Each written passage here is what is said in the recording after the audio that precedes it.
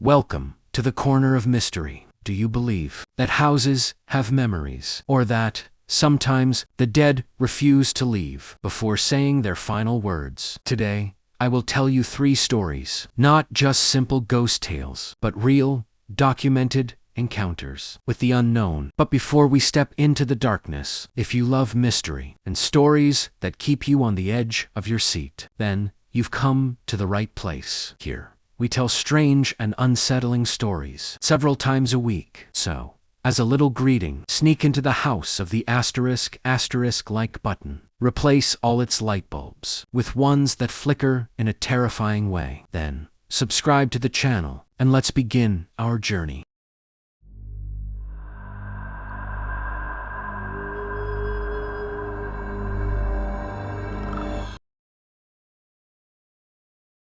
On a quiet April night, in 1919, in the heart of Milwaukee, the silence inside Eric Marth's bedroom was suddenly shattered. This was not a normal awakening. Eric opened his eyes to find the room spinning and his bed shaking violently, for no clear reason, as if an earthquake had struck, but only inside his house. Beside him, his wife, Margaret, was fighting her own battle, her body twisted violently, her hands clawing at the air, as if she were struggling against invisible forces. Her breathing came in broken gasps, as though something heavy was pressing down on her chest, preventing her from breathing.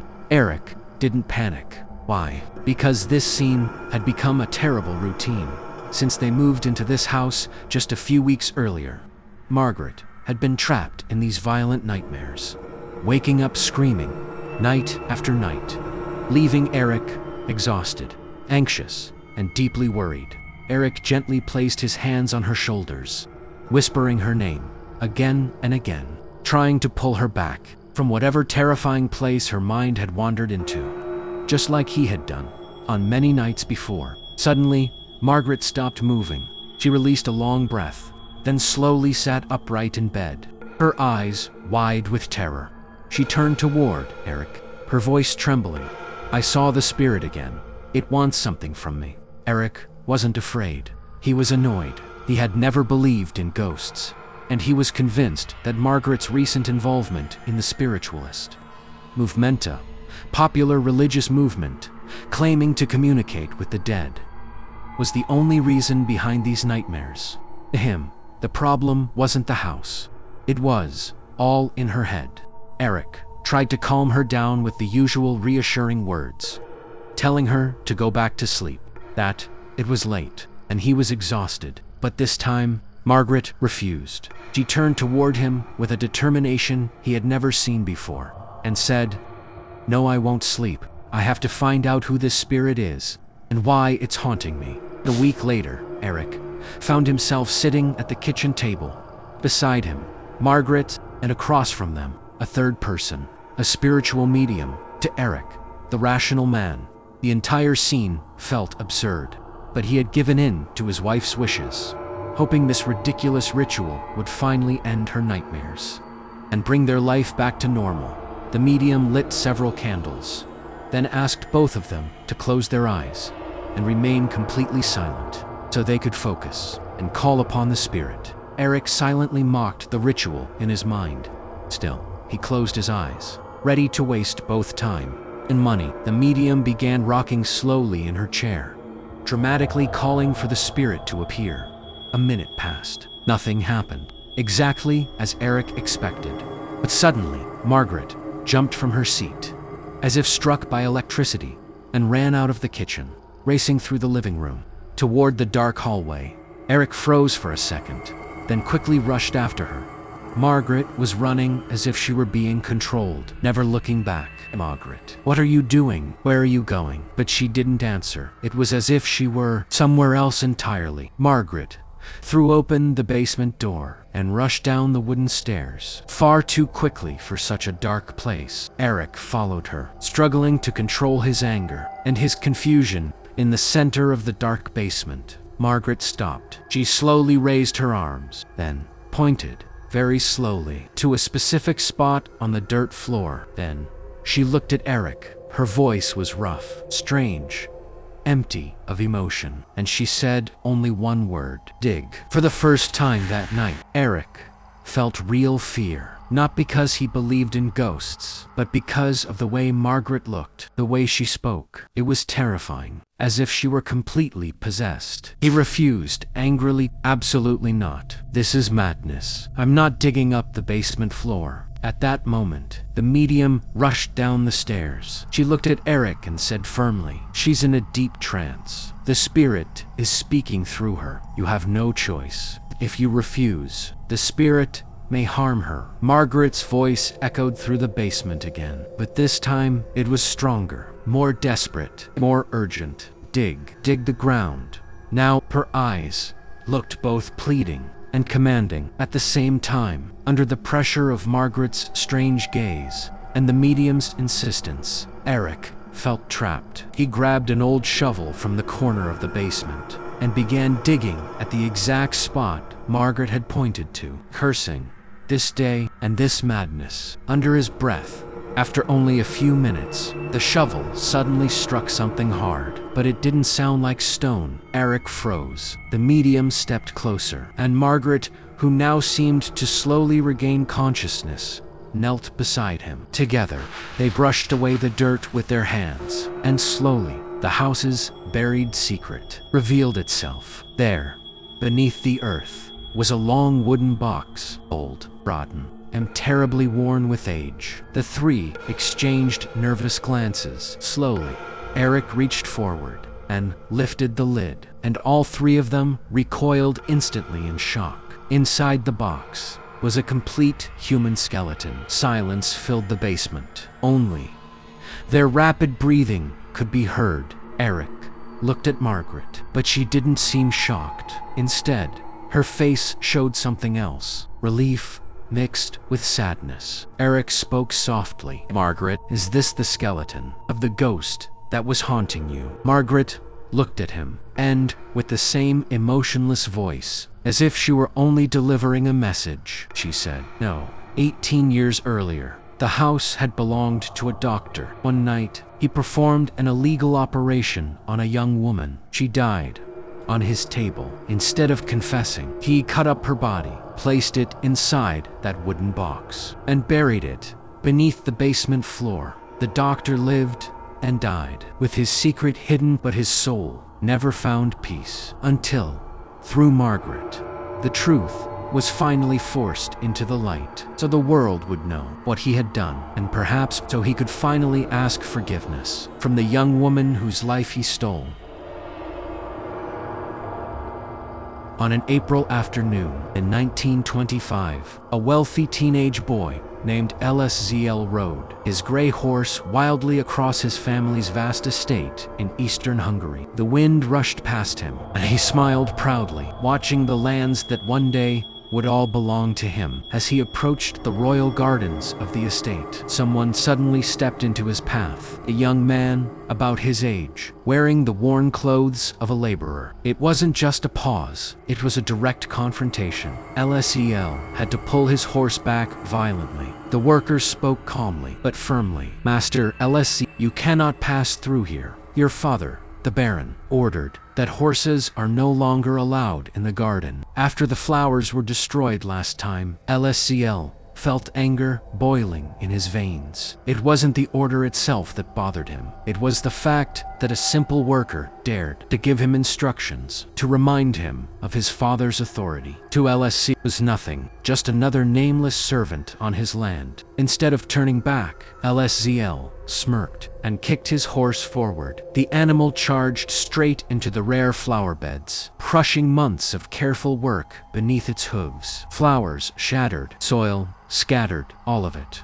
just to prove one thing, that he was above the rules. Later that day, LSEL returned to the old castle where his family lived. He planned to complain to his father immediately about the insolence of that worker, but something felt strange. The castle was filled with quiet movement, pale faces, and whispers. LSCL never got the chance to speak to his father that day. The Baron was busy managing estate affairs, but in the middle of the night, the silence of the castle shattered. A maid screamed. The Baron had suddenly died died in his bedroom from a heart attack. A week after the burial, a somber gathering was held in the grand banquet hall. LSEL searched the room for his mother, the Baroness, but she wasn't among the guests. He knew exactly where he would find her. From the moment her husband died, the Baroness lost her sanity. She refused to believe the doctor's report. A heart attack. She shouted, "No." She screamed at everyone. He was murdered. I saw his face before it went cold. He looked as if he had seen hell itself. LSCL went upstairs to his father's bedroom. There, he found his mother in a terrible state. She was tearing through papers, searching behind curtains, claiming she was looking for proof that someone or something had been in that room that night. 6 months passed. The beautiful castle slowly turned into a haunted place. The Baroness locked herself inside that room. The estate began to fall apart because she was now the legal owner, yet she abandoned all her responsibilities. And SZLOR. He spent most of his time away from the castle, running from what he believed was his mother's madness. One cold October night, LSCL sat alone at the long dining table. Silence filled the hall. A deep sense of emptiness and loneliness surrounded him. For a moment, he wished he were the Baron now. Perhaps then, he could restore order to this broken estate. Late that night, LSCL fell into a deep sleep. Then suddenly, a scream, a terrifying scream, that froze his blood. It came from his father's bedroom. This was no dream. His mother was screaming, as if she were being slaughtered. LSCL rushed through the dark hallway. Servants followed him, carrying oil lamps. The echo of the scream shook the doors. When they burst into the room, they found the Baroness trembling in the corner of the bed, her finger shaking, pointing into the darkness. She screamed in terror. "He's back, that black creature. He stood over me, trying to steal my soul, just like he did with your father." LSCL looked around the room. Nothing. There was nothing there. The servants sighed sadly, believing the Baroness had completely lost her mind. The same thing happened the next night, and the night after that. The screams became part of the castle's nights. LSCL was reaching the limits of his patience, until his mother did something completely unexpected. She called the criminal investigation police. LSEL felt humiliated watching detectives walking through the castle. "My mother called the police to arrest a devil. He was certain this would destroy the family's reputation forever. He tried to send them away, but his mother still had authority, and she insisted they stay the night inside the room that night." 3. Detectives hid in the dark corners of the bedroom. The Baroness pretended to sleep. LSEL waited in his own room, hoping this ridiculous farce would finally end. Then suddenly, a loud commotion erupted. LSCL rushed into the room and saw a scene he could never have imagined. His mother hadn't been hallucinating. The detectives were wrestling with a black figure on the floor, a figure wearing a long cloak and a horrifying, distorted mask. After a violent struggle, they pinned the figure down and pulled off the mask. Under the mask was not a demon, it was the same worker LSEL had humiliated in the garden. The investigation uncovered a buried truth. Years ago, the late Baron had secretly fathered a child with a village woman. Then he abandoned them, leaving them to live in poverty. The young worker was LSEL's half-brother, and when LSEL crushed the flowers that day, he had crushed the last piece of dignity that man possessed. So the young man decided to take revenge. Using the legend of the devil of the castle, he secretly entered through hidden passages only the Baron knew. Night after night, he appeared before the Baron in terrifying disguise, until the old man's heart couldn't take the fear anymore, and he died. The young man planned to do the same to the Baroness, to destroy the family that had abandoned him. But in the end, the terror he created became the trap that captured him. A powerful story, isn't it? But the question is, are you ready for the third and final story, a warning from beyond the grave? This is not a ghost story. Imagine your wife waking up every night, screaming. This is exactly what happened to a man in Milwaukee in 1919. But the nightmares never stopped. He decided to dig up the basement floor himself. Then another, an old wooden box. When he opened it, what was inside wasn't just bones, and the most terrifying part might have been watching them the entire time. This is a real crime that was uncovered because of a woman's nightmares, saying that a spirit buried beneath the house is demanding justice. At first, he thought his wife had lost her mind. Then one terrifying night, one shovel strike. Suddenly, the shovel hit something hard. Buried beneath the ground, he froze in place. It was evidence of a crime that had happened 18 years earlier. The killer, the full terrifying story, is in the video on the channel. Can fear really kill a person? In one of Hungary's old castles, a wealthy baron died under mysterious circumstances. Then after his death, his wife began screaming every night. She claimed that a demon entered her room in the dark.